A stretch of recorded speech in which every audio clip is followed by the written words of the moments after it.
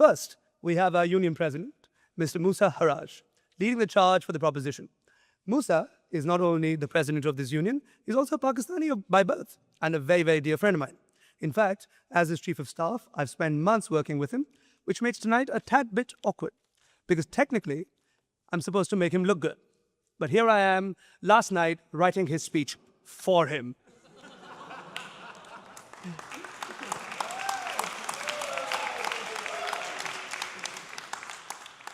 Musa, you've had an interesting term, haven't you?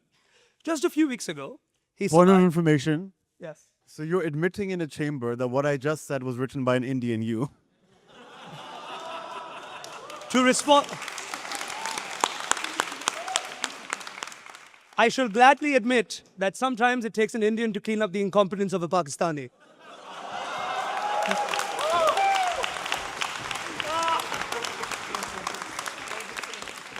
नमस्ते दोस्तों, आज की इस वीडियो में हम बात करने वाले हैं एक ऐसे स्टूडेंट के बारे में जिसने अपनी आवाज़ से सबसे प्रेस्टिजियस डिबेट स्टेज को हिला कर रख दिया। ऑक्सफोर्ड यूनियन वो जगह है जहां दुनिया के सबसे बड़े लीडर्स बोल चुके हैं।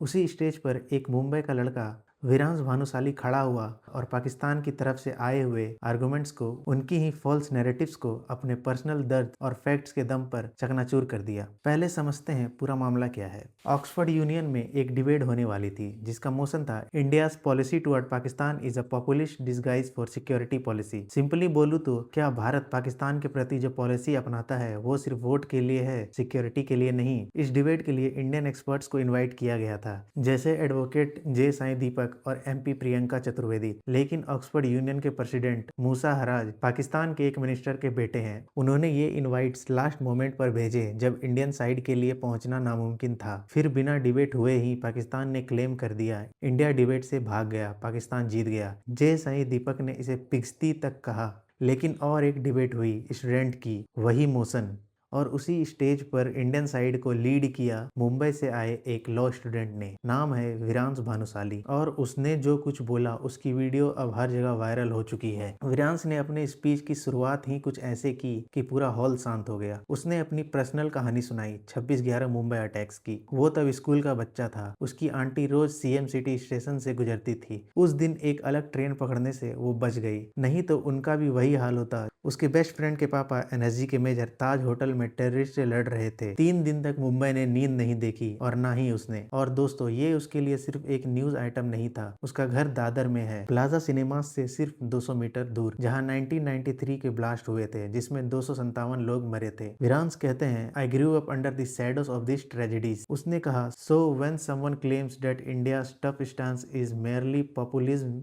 You might understand why I bristle. मतलब गुस्सा आना स्वाभाविक है। अगर अपने घर के सामने आग लगती रहे तो आप दरवाजा पर ताला लगाएंगे, क्या वो भी दिखावा है? फिर वीरांश ने पाकिस्तानी साइड को चैलेंज किया। उसने कहा, to win this debate I don't need rhetoric, I just need calendar. Calendar क्यों? 1993 ब्लास्ट, इलेक्शन नहीं, इलेक्शन 3 साल बाद था। ये अटैक था to fracture India's financial spine. Public गुस्से से आग थी। उसने कहा, एक पॉपुलिस्ट गवर्नमेंट होती तो जेट्स लॉन्च कर देती वोट जीतने के लिए, लेकिन कांग्रेस गवर्नमेंट ने स्ट्रेटेजिक रिस्ट्रेंट दिखाया, डिप्लोमेसी की। लेकिन क्या मिला? पठानकोट, उरी और पुलवामा, पहलगाम अटैक अप्रैल 2025। इसके बाद ऑपरेशन सिंदूर हुआ। वीरांश ने बताया इसका नाम क्यों रखा गया सिंदूर। हिंदू वाइफ की सिंबल जो विडोज के लिए छोड़ दिया गया था। लेकिन ये ऑपरेशन इलेक्शंस के बाद हुआ था। We punished the perpetrators and then we stopped.